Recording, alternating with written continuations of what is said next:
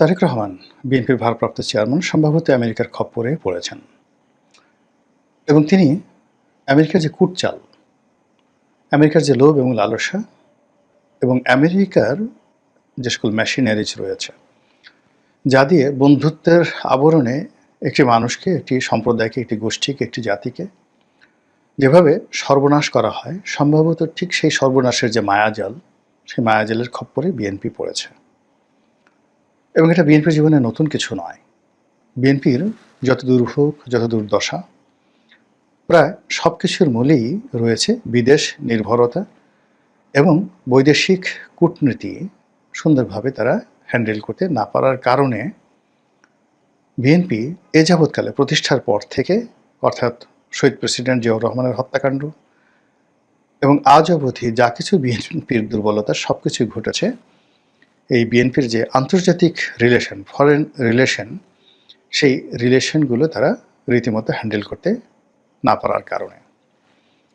মূল ব্যাপার হলো যে বিদেশি রাষ্ট্র সাধারণত যেভাবে কাজ করে, আপনি যদি ধরুন লরেন্স অফ অ্যারাবিয়া প্রথম মহাযুদ্ধে অটোম্যান সাম্রাজ্যকে, যাকে বলা হয়, পরাজিত করার জন্য মক্কা, মদিনা, সিরিয়া, লেবানন এই অঞ্চলে ব্রিটিশ প্রভুত্ব কায়েম করার জন্য এবং বেলফোর ডিক্লারেশন থেকে শুরু করে অন্য যে সকল আন্তর্জাতিক, যেমন বার্মা অ্যাক্টের মতো এরকম যে সকল মধ্যপ্রাচ্য কেন্দ্রিক যে সকল মাস্টার প্ল্যান ছিল, তা বাস্তবায়ন করার জন্য 100 বছর ধরে ইউরোপ এবং আমেরিকা সেখানে গুটির চাল চেলেছে।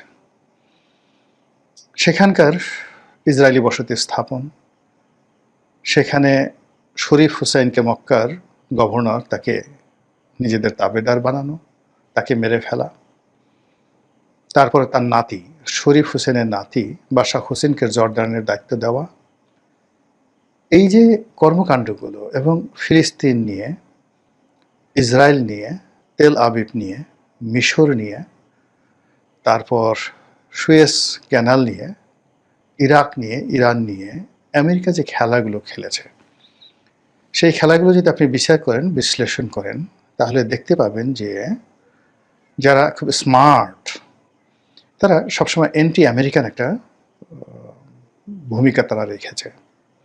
অনেকে আমেরিকার হাতে অনেকের পরাজয় হয়েছে, কিন্তু ক্ষমতায় আরোহণ করার জন্য কেউ কখনো আমেরিকার হাত ধরে ক্ষমতায় আসেনি।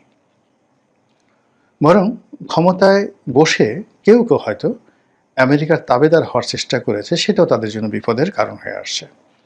সাদ্দাম হোসেন, তারপর গাদ্দাফি, আয়াতুল্লাহ খামেনি, তারা কেউ জনাব তারেক রহমান বা বিএনপির মতো করে আমেরিকার, যাকে বলা হয়, মানে তাবেদার হয়ে রাষ্ট্র ক্ষমতায় আসেননি। আমেরিকাকে তোয়াজ তদবির করে রাষ্ট্র ক্ষমতায় আসেননি। আবার রাষ্ট্র ক্ষমতায় এসে আমেরিকাকে খুশি করার চেষ্টা করেছে সবাই, একমাত্র খামেনি ছাড়া। ফলে খামেনি টিকে আছে, বাকিরা কেউ কিন্তু টিকে নেই। একেবারে সাম্প্রতিক সময় যদি দুজন লোককে ধরেন, বাশার আল আসাদ রাশিয়ার তাবেদার ছিলেন, তো সেই রাশিয়া সর্বোচ্চ চেষ্টা করেও তাকে টেকাতে পারেনি। এবং এই মুহূর্তে সিরিয়ার যিনি প্রেসিডেন্ট আল সারা, তিনি সারাটা জীবন আমেরিকার বিরুদ্ধে লড়াই করেছেন এবং আমেরিকার হাতে গ্রেপ্তার হয়েছেন, আইএসের বিরুদ্ধে লড়াই করেছেন, বাশারের বিরুদ্ধে লড়াই করেছেন, সিরিয়ার, তারপরে তুরস্কের বিরুদ্ধে লড়াই করেছেন, সবার বিরুদ্ধে লড়াই করে তিনি তার আপন শক্তিতে যখন ক্ষমতায় বসেছেন, অমনি ইসরায়েল বন্ধুত্বের হাত বাড়িয়ে দিয়েছে, সৌদি আরবিয়া বন্ধুত্বের হাত বাড়িয়ে দিয়েছে, এবং সঙ্গে সঙ্গে ডোনাল্ড ট্রাম্প, যাকে বলা হয়, বন্ধুত্বের হাত বাড়িয়ে সিরিয়ার উপর থেকে সকল নিষেধাজ্ঞা তুলে নিয়েছে।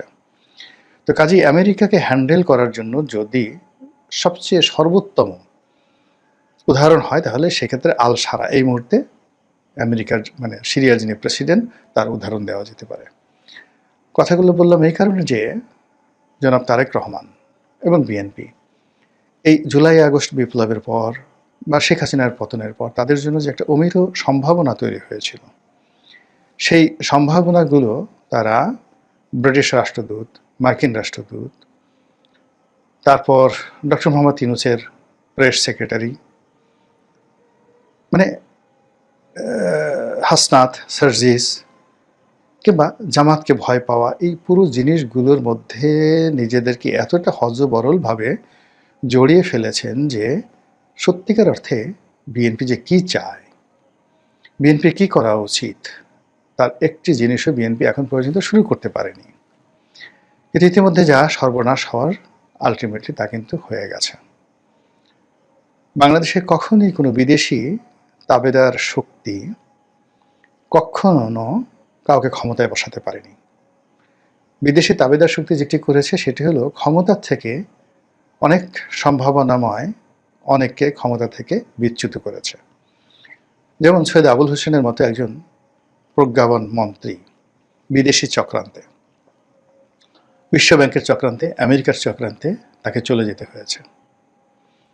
শেখ হাসিনাকে ক্ষমতা হারাতে হয়েছে, বঙ্গবন্ধুকে মরতে হয়েছে, জিয়াউর রহমানকে মরতে হয়েছে বিদেশি চক্রান্তে। কিন্তু যারা ক্ষমতায় এসেছে, বলতে গেলে এরশাদ সাহেব এবং 111-এর মঈনুদ্দিন ফখরুদ্দিন ছাড়া অন্য কেউ কখনো বিদেশি মদদে ক্ষমতায় আসেননি। তাদের পিছনে বিদেশি মদদ ছিল।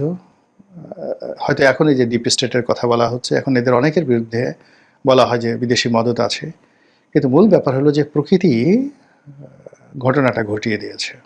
এখানে বিদেশের কোনো হাত ছিল না। কিন্তু বিদেশিরা বিভিন্ন গ্রুপের সাথে যে যোগাযোগ রক্ষা করেছে, এর মধ্যে সবচেয়ে সংগঠিত যে গ্রুপটি ছিল তারাই এই সুযোগটা নিতে পেরেছে, বাকিরা নিতে পারেনি, এই যে, আর কিছু না। তো কাজেই ক্ষমতায় আসাটা আসলে কখনো বিদেশিদের উপর নির্ভর করে না, কিন্তু ক্ষমতার থেকে চলে যাওয়াটা প্রায় বিদেশিদের উপর নির্ভর করে। এটা এখন নয়, সেই প্রাচীন যুগ থেকেই। ক্ষমতায় বসার পর আসলে বিদেশিদের খুব বেশি দরকার, কিন্তু ক্ষমতায় যাওয়ার জন্য আসলে কখনো বিদেশি সহযোগিতা একদম দরকার হয় না। ধরুন এখন ডক্টর মোহাম্মদ ইউনূস ক্ষমতায় আছেন, তাকে এই ক্ষমতায় যদি টিকে থাকতে হয় তাহলে আপন শক্তিমত্তায় টিকে থাকতে হবে। আর তিনি যেভাবেই ক্ষমতায় আসছেন না কেন, ক্ষমতা থেকে যদি তাকে চলে যেতে হয় তাহলে বিদেশি শক্তিগুলো এখানে অনেকটা নিয়ামক ভূমিকা পালন করবে। আগামীতে বিএনপি, আওয়ামী লীগ, এই দুটো দলের যারাই ক্ষমতা আসুন না কেন, আপন শক্তিমত্তা দ্বারা, কৌশল দ্বারা তাদেরকে ক্ষমতায় আসতে হবে। এটাই বাস্তবতা। তো সেই দিক থেকে সেই একজন মার্কিন রাষ্ট্রদূত তিনি লন্ডনে গিয়ে তারেক রহমান সাহেবের সাথে দেখা করবেন, তারপরে তাকে একটা গ্রিন সিগন্যাল দিবে। এই গ্রিন সিগন্যালের প্রেক্ষিতে প্রার্থী সিলেকশন হবে, তারা গিয়ে ভোট করবেন, ভোটের পরে নির্বাচিত হবেন। তারেক রহমান সাহেব বাংলাদেশে নির্বাচনের আগে আসবেন, পরে আসবেন, এটা কোনোদিন হবে না। এর কারণ হলো তারেক রহমান সাহেবের সঙ্গে বিএনপির সঙ্গে আমেরিকার যে একটা ধারাবাহিক সম্পর্কটা রয়েছে, বিশেষ করে 2001 সন থেকে আজ অবধি 25 বছর, সেই সম্পর্কের কোন জায়গাটি আপনি একটু বলেন তো সালাউদ্দিন সাহেব, মির্জা ফখরুল সাহেব কিংবা তারেক রহমান সাহেব কিংবা তার পররাষ্ট্র উপদেষ্টা যারা আছেন সকলের কাছে আমার প্রশ্ন যে গত 25 বছরে আমেরিকার সঙ্গে আপনাদের এমন কি বন্ধুত্ব আছে, এমন কি সম্পর্ক আছে যার ভিত্তিতে আপনি তাদেরকে বিশ্বাস করতে পারেন? কিচ্ছু নেই। অধিকাংশ আমেরিকা এবং কানাডাতে 2001 থেকে 2006 সনের যে শাসনকাল, বিএনপির শাসনকাল, সেই পুরো শাসনকালকে একটি নেতিবাচক শাসনকাল, একটি দুর্নীতির শাসনকাল। হাওয়া ভবন এবং তারেক রহমান সম্পর্কে যে নেতিবাচক দলিল দস্তাবেজ মার্কিন স্টেট ডিপার্টমেন্টে আছে, সিআইএতে আছে, পেন্টাগনে আছে, তাদের যে গবেষণা প্রতিষ্ঠানগুলো, সেটা ইউএসএআইডি পরিচালিত হোক কিংবা উইলসন সেন্টার হোক, সেখানে যে ব্ল্যাক লিস্টেড নামগুলো রয়েছে বিএনপির, সেইগুলো কাটানোর জন্য লবিস্ট নিয়োগ করে সেগুলোকে হোয়াইট করে যদি তারেক রহমান সাহেব মানে ওয়াশিংটনে গিয়ে, আমেরিকাতে গিয়ে ওখানে হোয়াইট হাউসে ঢোকার মতো একটা সুযোগ পেতেন, আহ্বান পেতেন, তাহলে বোঝা যেত যে আমেরিকার সঙ্গে বিএনপির একটা বন্ধুত্ব হতে পারে। আদারওয়াইজ বিএনপি যখনই তারেক রহমান সাহেবের সঙ্গে বৈঠক করতে যাচ্ছে, আবার আমেরিকা যখনই বিএনপির সঙ্গে বৈঠক করতে যাচ্ছে, আবার তারেক রহমান সাহেব যখন আমেরিকার কোনো রাষ্ট্রদূতের সঙ্গে বৈঠক করতে যাচ্ছে, বিএনপির কোনো নেতৃবৃন্দ যখন যাকে বলা হয় সেই আমেরিকান কোনো রাষ্ট্রদূতের সঙ্গে বৈঠক করতে যাচ্ছেন, এটা অবস্থার দৃষ্টি মনে হচ্ছে যে মহাকাশের এক একটা বিন্দুতে এক একজন মানুষ বসে আছে এবং তাদের মধ্যে কোনো মাধ্যাকর্ষণ বা মহাকর্ষণ সম্পর্ক নেই। তিনি বিদেশে বসে স্কাইপেতে কথা বলছেন নেতাকর্মীদের সঙ্গে। আবার নেতাকর্মীরা অনেকে অতি উৎসাহী হয়ে লন্ডনে গিয়ে তার সঙ্গে দেখা করছেন। তিনি বাইরে কোনো হোটেলে, কোনো রেস্টুরেন্টে, কোনো কাফেতে বা কোনো যাকে বলা হয় ওই যে রাস্তার পাশে যে টং ঘরের যে দোকানগুলো থাকে, পাব বলা হয়, ইংল্যান্ডে পাব বলা হয়, সেই পাবের বসে তিনি আলাপ আলোচনা করছেন খুব ক্যাজুয়াল ড্রেসে। বিশ্বাস করেন এতে করে নেতাকর্মীদের সাথে সম্পর্ক তৈরি হয় না। দেখলাম খন্দকার মোশাররফ সাহেবের মতো মানুষ ইংল্যান্ডে গেছেন এবং সেখানে একটা ছবি আসছে। দুজনের আই কন্ট্যাক্ট, দুজনের বডি ল্যাঙ্গুয়েজ দেখে মনেই হয়নি যে এদের মধ্যে আসলে কোনো সম্পর্ক আছে। যদি এমন একটা দৃশ্য দেখতে পেতাম যে তারেক রহমান সাহেবের বাসায় অনুষ্ঠান হচ্ছে, এক টেবিলে বসে খাচ্ছেন, ইভেন বাংলাদেশি কালচার তো আছে। দেখুন কোনো একটা ডিল হয়নি, কিন্তু 2006 সনে তারেক রহমান সাহেব একবার এরশাদ সাহেবের বাসায় গিয়েছিলেন। তো তাকে সম্মান জানানোর জন্য এরশাদ সাহেবের বাসায় রান্না হয়েছিল, এক টেবিলে বসছেন, কথাবার্তা হয়েছে, চমৎকার একটা পরিবেশ হয়েছে, কিন্তু আলোচনায় ভালো ফলাফল হয়নি। কিন্তু এটাই বাংলাদেশের কালচার। তো সেই কালচারটি আমরা এখন পর্যন্ত তারেক রহমান সাহেবের লন্ডনের যে বাসা সেখানে দেখিনি। তার স্ত্রীকে নিয়ে, তার সন্তানকে নিয়ে বিএনপির যারা নেতাকর্মী তাদের স্বপ্নের শেষ নেই। জাইমা বিএনপির নেতাকর্মীদের চোখের মণি, কিংবা মিসেস তারেক রহমান অর্থাৎ ডক্টর জুবাইদা, তিনি দলের মধ্যে অসম্ভব জনপ্রিয়, কিন্তু এই জনপ্রিয়তা অনেকটা মানে ফুলানো ফাঁপানো বেলুনের মতো। এটি নষ্ট হতে একটা মিনিট সময় নেবে না। যখনই এই নেতাকর্মীরা তাদের কাছ থেকে কাঙ্ক্ষিত ব্যবহার আচরণ না পাবেন, মুহূর্তের মধ্যেই জনপ্রিয়তাটা উল্টে যাবে। আর এটাকে ধরে রাখার জন্য যেটি দরকার সেটা হলো the family relation and adoption, যেটা তারেক রহমান সাহেব লন্ডনে বসে পারছেন না, করছেন না, হচ্ছে না, এরকম একটা অবস্থা। তো এই গেল বিএনপি নেতাকর্মী। অন্যদিকে এই যে রাষ্ট্রদূতদের সাথে সম্পর্ক, মানে আমি কি বলবো, একটা সময় প্রায় বাংলাদেশে ইউরোপিয়ান বলেন, স্ক্যান্ডিনেভিয়ান বলেন, এশিয়ান বলেন, সকল রাষ্ট্রদূতের সঙ্গে আমার একটা ভালো সম্পর্ক ছিল। বিভিন্ন গোয়েন্দা সংস্থার লোকজন, আমি যখন সংসদ সদস্য ছিলাম, একেবারে টপ টু লো, তাদের সঙ্গে ভালো সম্পর্ক ছিল। বিশ্বাস করেন আমার ক্ষতি ছাড়া লাভ হয়নি, একটি পয়সার উপকার হয়নি। এদেরকে যে কয়বার খাইয়েছি 5 স্টার হোটেলে, বা এদের কথার মতো সব কাজ বাদ দিয়ে বিভিন্ন দূতাবাসে এদের অনুষ্ঠানে উপস্থিত হয়ে নিজেকে যতটা আহ্লাদিত মনে করেছি, এটা সময়ের অপচয় ছাড়া আর কিচ্ছু না। ফলে এখন আমাকে কোটি টাকা দিয়েও কেউ কখনো ওই সমস্ত জায়গায় নিতে পারবে না, দেয়নি কখনো। অহেতুক কর্মকাণ্ড। তো এই যে আমেরিকার সঙ্গে যে তারেক রহমান সাহেবের যে সম্পর্কটা, এই সম্পর্কটার ভিত্তিটা বিশ্লেষণ করতে হবে যে কেন এই সম্পর্কটা ফ্রুটফুল এবং এই সম্পর্কটিকে বিশ্বাস করা যায়। একই ভারতের ক্ষেত্রে প্রযোজ্য। যেখানে কোনো রুট নেই, কোনো রিজন নেই, কারণ নেই, সেখানে রাতারাতি এই সম্পর্কটা হবে না। বরং এই সম্পর্কটা যদি এখন কি করার চেষ্টা করে, মূলত তারেক রহমান সাহেবকে ঠকানোর জন্য, বিএনপিকে ফাঁদে ফেলানোর জন্য, যেভাবে পরপর 3 বার বিএনপি এই আমেরিকার খপ্পরে পড়েছে। 2014 সনে বিএনপির যে আন্দোলন ছিল, ওটা যদি কন্টিনিউ করতো তাহলে আওয়ামী লীগ সরকার টিকতে পারতো না। কিন্তু ড্যান ডাব্লিউ মজিনার সেই যে মিষ্টি মিষ্টি কথায় বিএনপি আন্দোলন থেকে সরে আসলো। 2018 সনে পর্দার আড়ালে যে খেলাধুলা হয়েছিল এবং আমেরিকা যে অ্যাসুরেন্স দিয়েছিল, সেইটাকে বিএনপি বিশ্বাস করেছিল। আবার মিস্টার পিটার ডি হাস যেভাবে বিএনপির আস্থা অর্জন করেছে এবং বিএনপিকে দিয়ে যে সকল কর্মকাণ্ড করিয়েছে, কর্মকাণ্ড করে পুরো রেজাল্টটি এই ডক্টর মোহাম্মদ ইউনূসের পায়ের কাছে দিয়ে দিয়েছে। আর ফলে এখন পুরো বিএনপি, ইচ্ছাই হোক অনিচ্ছাই হোক, ডক্টর মোহাম্মদ ইউনূস এবং তার যারা সঙ্গী সাথী রয়েছেন, তাদের সবার পিছনে হাত ঘষতে ঘষতে, তেল দিতে দিতে তাদের পিছে পিছে ঘুরতে হচ্ছে।